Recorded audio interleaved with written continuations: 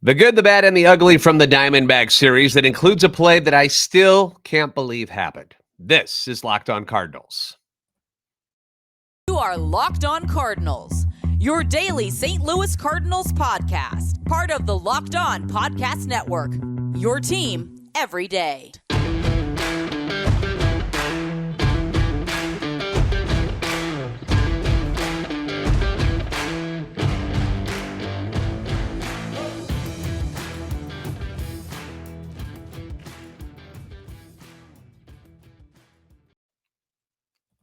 Hey there, Cardinals fans. I'm JD Haffern, and I'm a national radio sports anchor, born and raised in the Lou, and a lifetime Cardinals fan. And I'm your host for Locked On Cardinals, part of the Locked On Podcast Network, your team every day. Follow me on Twitter at JD Sports Radio and the podcast at LO_Cardinals. Subscribe on iTunes, Spotify, Google Podcasts. Make sure you like and subscribe on YouTube as well. Make sure you comment, be a part of what we're discussing on the YouTube channel as well. Hit the notification button. That way you know when all the new episodes are posted. This is a show serving Cardinal Nation and giving the best fans in baseball all of the info about the birds on the bat. Now, following each series, I like to do a little thing called the good, the bad, and the ugly, clearly named after the former spaghetti Western film. But it's something that I like to talk about, things that stood out to me while watching the particular series, watching it unfold. And it's something that some of the other Locked On podcast hosts have picked up on and started using as well. And that's fine. The more the merrier. I think it's good to not get too happy or too upset about things that take place in each series, especially here in April, where as much as we're disappointed with how the Cardinals have been playing, we've got to understand that it is still very early in the season. And I know you're sick of hearing that. But it's the truth. This is a marathon. It's not a sprint. Teams like the Rays, who get out to this massive lead and have this amazing start to the year, can just as easy flame out in the back half later on. Just like they got off to the hot start, they can go down in flames. June 1st last year, Philadelphia Phillies, who beat the Cardinals in the wild card, went on to go to the World Series. June 1st, that team was 22-29 last year. The Atlanta Braves, we know how good they are and how good they were last year. We're 24-27 on June 1st, and they went on to win 101 games. So don't tell me that after 18 games this season that the year's over, that this team is done and they can't come back and we should just throw in the towel. If that's your stance, you're watching the wrong sport. Now, not a lot has gone right for this team so far in 2023. I can acknowledge that. There are problems. Some of the stuff that's going on is their fault. Some of it is just bad luck. So let's get into the Arizona series, which had a little bit of everything, didn't it? Let's start with the good stuff. I know Tommy Edman had a monster game on Wednesday. Props to Tommy. That was beautiful to watch. But my good for this series is going to go to Willson Contreras. Willson Contreras appears to be out of the horrendous slump that he started the season with. Thank God. This team signed Willson, banking on him to be that missing piece in the order to help alleviate some of the pressure on Goldie and Arenado. And until this series, he'd been the exact opposite. So it's no surprise that the offense struggled while he was riding an 0-for-22 streak while batting fifth every night. He finally got a couple hits against Pittsburgh, and then in this series with the Diamondbacks, he erupts, going 6-for-12 with 4 runs scored, 2 home runs, 5 RBIs, and a stolen base. And one of the things I like the most about Willson Contreras, obviously I want the production offensively, but the swagger came back to his game, gunning down dudes at second base, trying to steal. He's now thrown 5 of 9 would-be base stealers out, which is second in the league, going to the Phillies, JT Realmuto. You also saw him trading what I assume were only friendly words along with Madison Bumgarner on Wednesday and their catcher Herrera during one of his at-bats. I love that. We love that in St. Louis. We got to see a lot of it from Yadier Molina over the years, and the real Willson Contreras seems to have finally arrived. He's come out of his slumber, and we're finally getting to watch it, and it's great. The bad this weekend, or I should say this weekend, this past series during the week, the hitting with runners in scoring position, it was bad on Monday and Tuesday. They didn't have a lot of traffic on Monday, but when they did, they went 1 for 5. And then on Tuesday, they were 2 for 9. And we know it's been bad during this stretch. The players know it's been bad. The coaches know, everyone knows how bad it's been with runners in scoring position. And at some point, it will improve because this roster is way too freaking good to continue to do this. Now, Wednesday, awesome, right? They knocked Madison Bumgarner not out of the game, but into unemployment. The dude got let go after the game. That's how bad they mashed him. And they didn't take it easy on the rest of the Diamondback staff that day either. They go 7 for 15 with runners in scoring position. And now it's not always going to be like that. But if you can find the middle ground between the not good and the great and be consistently good, that's winning baseball. In case you didn't hear about the Diamondbacks designating Madison Bumgarner for assignment on Thursday, that's what happened. And they are going to eat $34 million. $34 million. That's what's left on Bumgarner's contract. And before you even say it, don't you start with me. No, the Cardinals should not look into bringing him on. Stop it. They have enough problems with their own guys. They do not need to add a 33-year-old pitcher who hasn't really been good in 4 years with an ERA over 10 to the equation that they're already dealing with in their starting rotation. I wish Mad Bum all the best because he was amazing in his prime. But that's not something this team needs to explore right now. Now, as far as the ugly goes, I'm not even going to pick on any of the Cardinals on this one. I'm going to pick on this one particular play. If you're watching on YouTube right now, you're seeing the photo.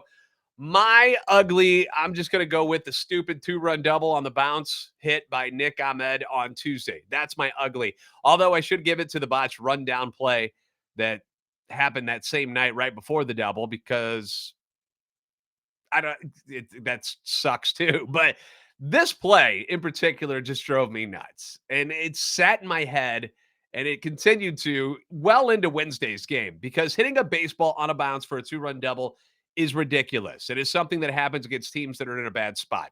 And so, of course, it happened to the Cardinals on Tuesday night. Just dumb luck on a dumb play that should have been a strikeout, but goes the other team's way. How Jordan Montgomery didn't take the rosin bag and just chuck it 10 rows deep is beyond me.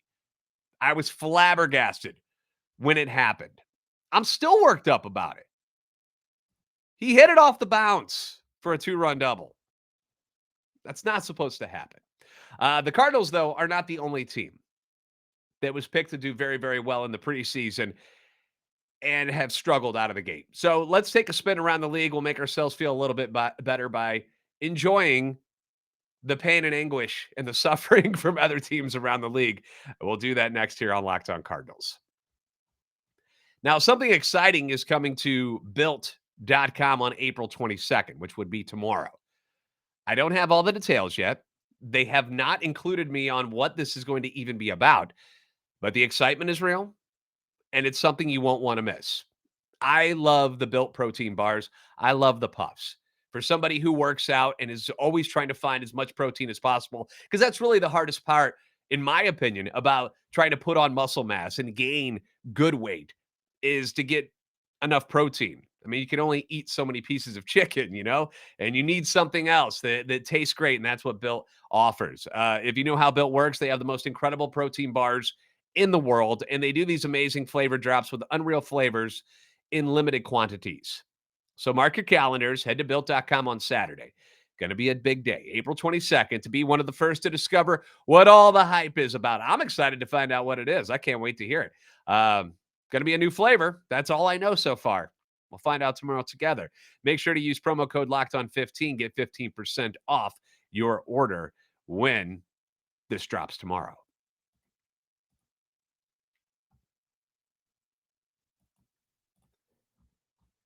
The Cardinals play at Seattle tonight. It'll be left-hander Steven Matz on the mound looking for his first win of the season against the, I believe they are, what are the Mariners at right now? Their record, I know it's a losing record. It's not, they've lost 3 in a row. I think let's just look this up to be sure. 8-11. So they're 8-11 right now after their last loss. So 8-11 Mariners. That's who the Cardinals are taking on. Catch every pitch of the Cardinals hometown broadcast with Sirius XM on the SXM app. Just search Cardinals.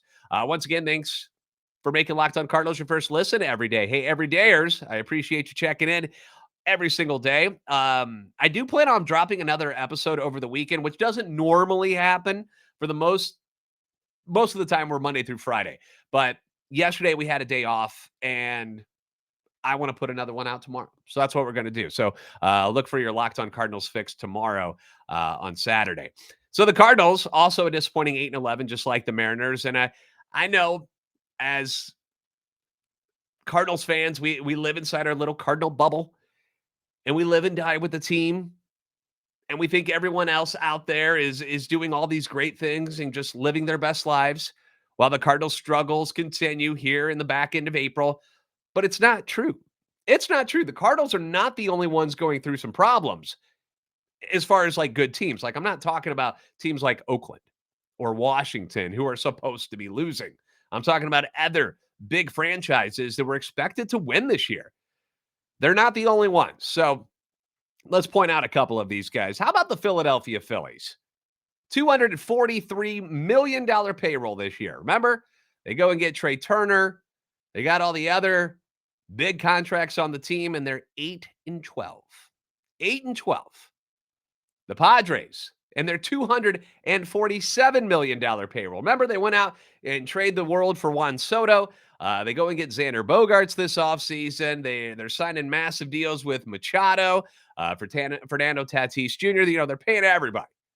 They're 10-11. The Dodgers, $227 million, are 10-10.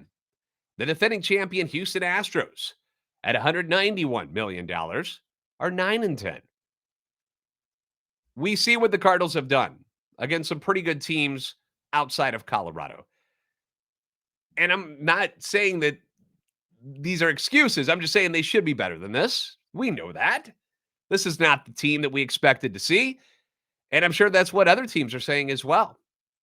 I mean, these other franchises forked over truckloads of money, way more money on their squads than the Cardinals did. The Cardinals' payroll right now is at $160 million. We wanted it to go up. They decided not to do it. You can be upset about that all you want, but we are where we are when it comes to the payroll. But these guys, I mean, 243, 247, 227. And they're right where the Cardinals are. So imagine the frustration that's going on with those franchises and how they're feeling right now. Granted, the Phillies have not had Bryce Harper yet. He's coming back. They lost Rhys Hoskins for the year. The Padres just got Tatis Jr. back Thursday night. The Dodgers have had injury issues in their rotation, lost their shortstop. Buehler and Gonsolin are out. The Astros lost Altuve in the World Baseball Classic. The Cardinals haven't had Newt and Wainwright. They're dealing with their injury issues too. Some of the other names on the other teams a little bit bigger than Newt, Bar, and Wainwright, but still. And I haven't checked the message boards for these other teams, but I'm sure there's some panic amongst their fan base as well. They want everybody fired. All of the people that keep saying, fire Ollie, fire Ollie. It's not Ollie.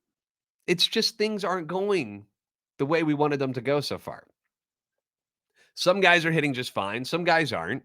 Runners in scoring position's been a problem. Pitching's been a problem. Did Ollie Marmol go out and not sign pitchers? He's just got to manage what he's got.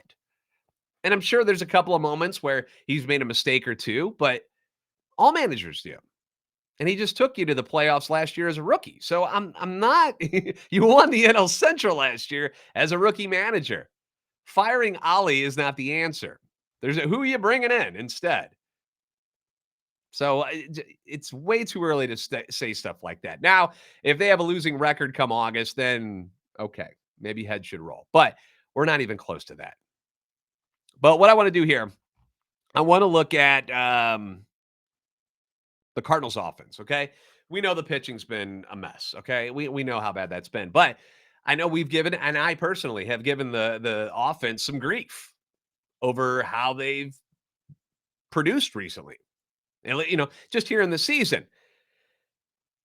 Looking at it, the numbers aren't as bad as you think. Watching the games day in and day out, you get frustrated. I understand that. But let me throw some numbers at you and see what you think about it after this, okay? Because the numbers tell a different story. The Cardinals are fourth in batting average in Major League Baseball at 274. Ironically, the struggling Phillies are in third at 279. Then you've got the Cubs and then the Tampa Bay Rays, who have been amazing. On base percentage, the Cardinals are second in the league behind the Rays at 354. Slugging, they're fifth at 441. OPS, third at 795. Batting average on balls in play, third at 325. They are third in the league in hits. They're tied for seventh in doubles, tied for seventh in home runs. They're tied for ninth in stolen bases. And Ali has even said that it's hard to run when you're trailing because they've fallen behind a lot early on in games. So if they get more leads, perhaps we see more of the running game. We see the green light more for guys like Tommy Edman and Tyler O'Neill, who are your fastest guys on the team. I mean, who would think that in the back end of April on the 21st that your catcher, Wilson Contreras, and first baseman Paul Goldschmidt, both in their 30s, would be tied for the team lead in stolen bases with 2. Who would have thunk that? Not me. Not me at all.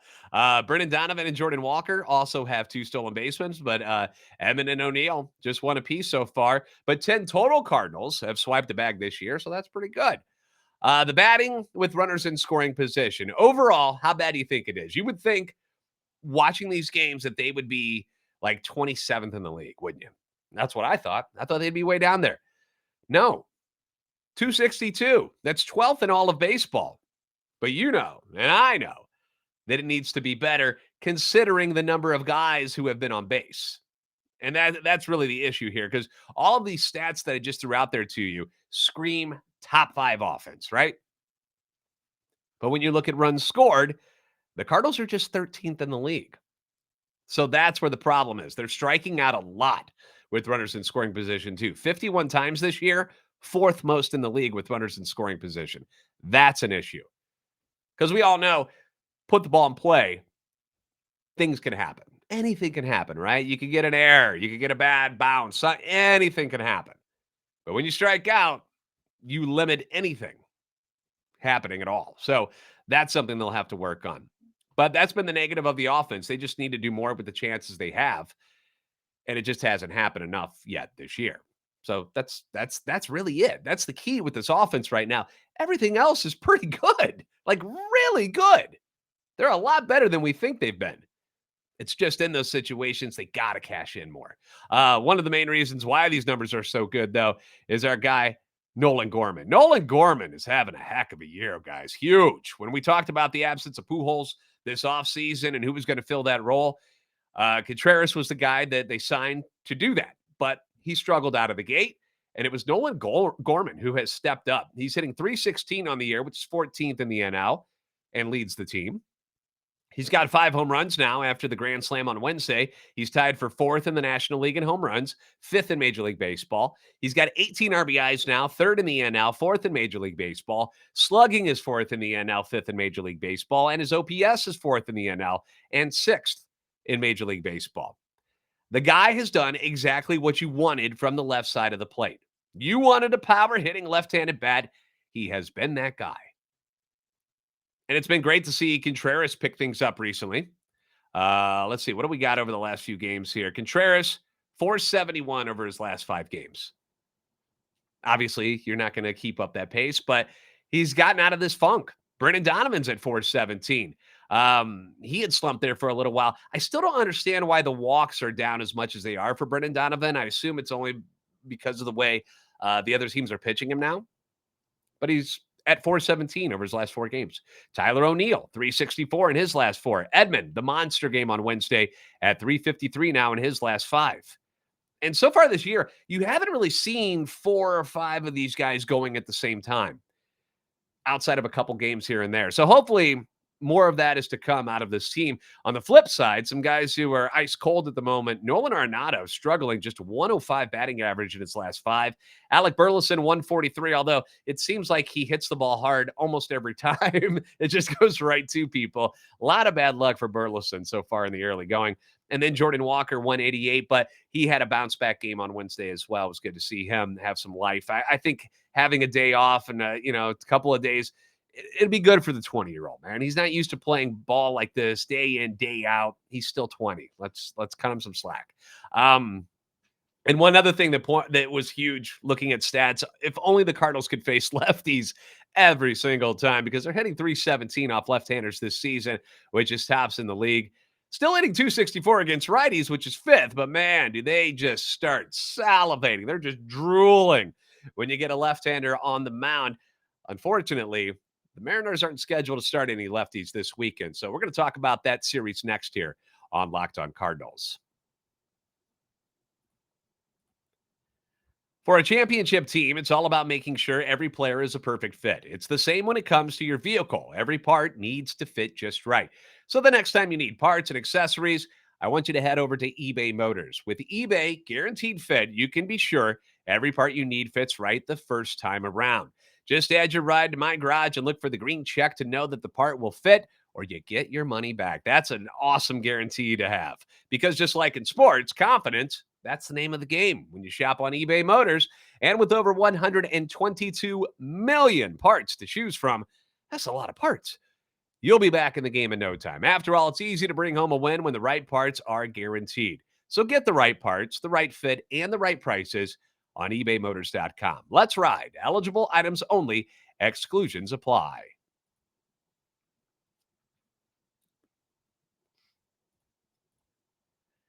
Cardinals will be at T-Mobile Park in Seattle tonight and over the next 3 games. Lefty Steven Matz looking for his first win of the season against George Kirby of the Mariners, who's 1-1 on the year. You can catch every pitch of the Cardinals' hometown broadcast with SiriusXM on the SXM app. Just search for Cardinals.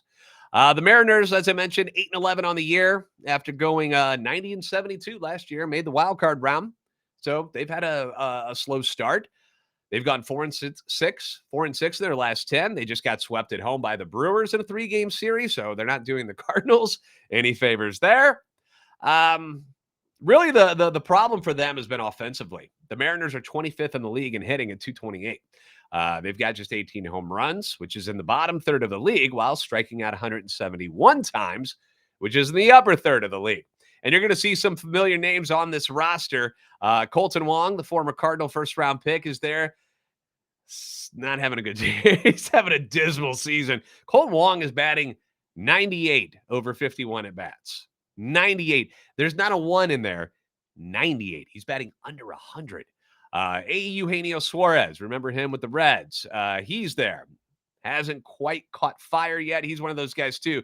Very streaky. So I hope we don't run into him catching fire over this weekend. AJ Pollock, you remember him from time with the Diamondbacks and with the Dodgers. But the bigger names to watch are young superstar Julio Rodriguez, who hasn't had a great year so far. He's doing good, but nothing like outlandishly amazing that stands out. Ty France has actually been their best hitter so far this season. And they got Teoscar Hernandez, who they got from the Blue Jays in the offseason. Another guy I want you guys to keep an eye on over this weekend is Jared Kelenic. Now, I don't know if he hits against left-handers or not. You got Matz on the mound tonight, so I don't know if he'll be in the lineup, but he'll certainly be in there against Michaelis and Flaherty. But once a top prospect, struggled over the first couple years getting to the major leagues, and when he got up there, he struggled a lot, and people were wondering if he was going to be a bust, but he's off to a strong start this year, hitting .310, 4 home runs, 9 RBIs. Overall, again, the offense has really been the problem for this team. Pitching-wise, not too bad. George Kirby, who's on the mound tonight, one of their top young arms, former first-round pick in 2019, 25 years old. The Cardinals have never faced him, so we know how that normally goes. Unfortunately, it doesn't get any easier on Saturday either, with former Cincinnati Red Luis Castillo on the mound, who's been outstanding this season. Luis Castillo, which you're all familiar with, I'm sure, from his time in Cincinnati. 2-0 record in 4 starts, but his ERA is 0.73, which is first in all of baseball. He's allowed just 2 runs and 11 hits over 24 2/3 innings this year. Holy cow. That's going to be a problem. Miles Michaelis will start against him on Saturday. Then on Sunday, the M's will be putting in Chris Flexen. Chris Flexen will get the start on Sunday, and he's had a rough 2023 so far. 0-3 ERA, 7.79. allowed 22 hits, 3 home runs, 15 runs, and 17 in the third innings. He hasn't been good. So got to take advantage of him against Jack Flaherty, who will get the ball for the Cardinals. So looking at this to win this series, you want to scrape out a victory tonight against a guy that they've never seen and has allowed just 3 runs combined in the last 2 outings. So that doesn't set things up very well to get a win tonight. But that's what they got to do. That's the point. Saturday against Castillo. Obviously, I gave you the numbers. Good luck against Luis. But against the Cardinals in his career, Luis Castillo has not had a winning record. The Cardinals are 8-6 against him lifetime with 17 home runs, which is way better than anyone else. Granted, all of those years in Cincinnati Great American Ballpark had something to do with that, but still, there is some hope there. They've hit him all right over the years. And then on Sunday, a very winnable game against Chris Flexen. So first things first, you got to get the win tonight, which has not been easy for the Cardinals because they have not won a series opener yet this season. Be nice to get off the schneid with that this evening against Chris Flexen. First pitch tonight coming from Seattle. I believe it is going to be at 9:10 St. Louis time. Yes, 9:10 St. Louis time. So it's going to be a late one tonight. So put on the coffee or do whatever it is you got to do to stay up tonight.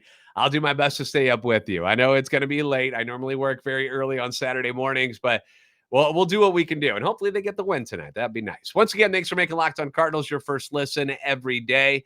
Catch every pitch of the Cardinals' hometown broadcast against Seattle this weekend with SiriusXM on the SXM app. Just search Cardinals. If you guys haven't already, please do me a solid. Give us a follow on Twitter at JD Sports Radio and at our the podcast at LO_Cardinals. Like, subscribe on YouTube. Get in on the conversation in the comments down below. I love interacting with you guys down there, even when I'm wrong, because it happens. We can have discussions and prove me wrong, and that's great. I'll give you credit for it. It's happened a couple of times recently. So check that out on YouTube. A reminder that you are the best fans in baseball for a reason, and I'll see you next time on Locked On Cardinals.